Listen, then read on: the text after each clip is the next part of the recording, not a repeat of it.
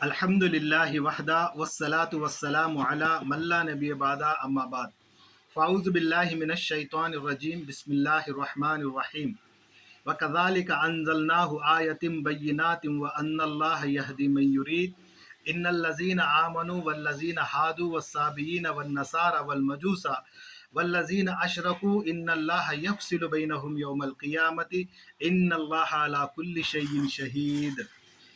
Rabbi इश्रह ली सदरी व यस्सिर ली अमरी वहलुल उक़दतम मिन लिसानी यफ़क़हू क़ौली। अल्लाहुम्मा अन्फ़अनी बिमा अल्लमतनी व अल्लिमनी मा यन्फ़उनी व ज़िदनी इल्मा। అల్హమ్దులిల్లాహి అలా కుల్లి హాల్. సోదరులారా, ఏదైతే వాక్యాన్ని నేను పఠించానో ఇది ఖురాను గ్రంథంలో ఉన్నటువంటి 22వ అధ్యాయము సూర హజ్ మరియు 16, 17 వాక్యాలు నేను పఠించాను. ఈ వాక్యాలలో అల్లాహ్ సుబ్హానహు తఆలా ఏమని తెలియజేస్తున్నాడంటే, అల్లాహ్ సుబ్హానహు తఆలా ఈ ఖురాను గ్రంథాన్ని సుస్పష్టమైనటువంటి సూచనలతో అవతరింపజేశాడు. మరియు అల్లాహ్ సుబ్హానహు తఆలా తాను కోరిన వారికి సన్మార్గాన్ని ప్రసాదిస్తాడు అని మొదటి వాక్యంలో తెలియజేశాడు.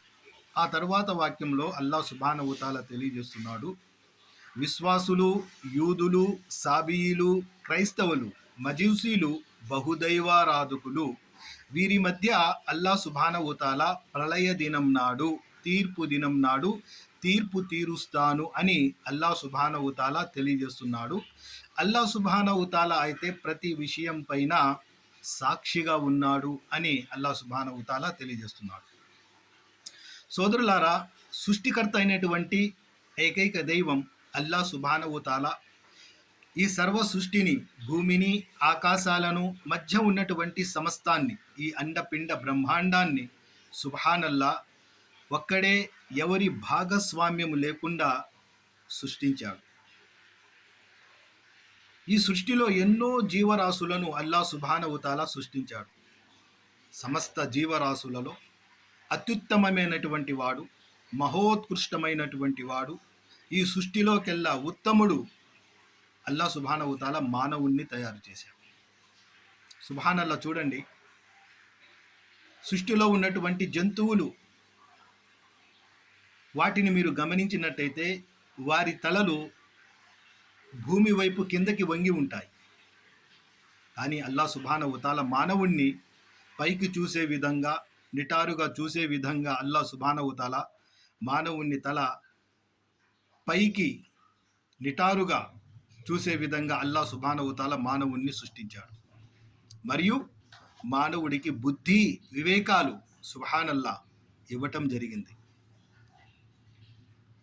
కానీ సృష్టిలోకెల్లా ఉత్తమమైన ఈ మానవుడు, మహోత్కృష్టమైనటువంటి ఈ మానవుడు ప్రాపంచిక జీవితంలో ప్రవేశించిన తర్వాత ప్రపంచంలో ఉన్నటువంటి హంగు ఆర్భాటాలకు, స్వల్పమైన సుఖాలకు ఆకర్షితుడై తనను సృష్టించిన నిజ సృష్టికర్తను మరిచాడు. తను అనుసరించవలసిన నిజ ధర్మాన్ని విస్మరించాడు. తాత ముత్తాతల కాలం నాటి ఆచార దురాచార మూఢనమ్మకాలను గుడ్డిగా పాటించుకుంటూ తనకు తానుగా కులాలుగా, మతాలుగా విడదీసుకున్నాడు. అల్లాహ్ సుబ్హానహు తఆలా సృష్టికర్త అనేటువంటి దైవము మానవ జాతిని సృష్టించాడు.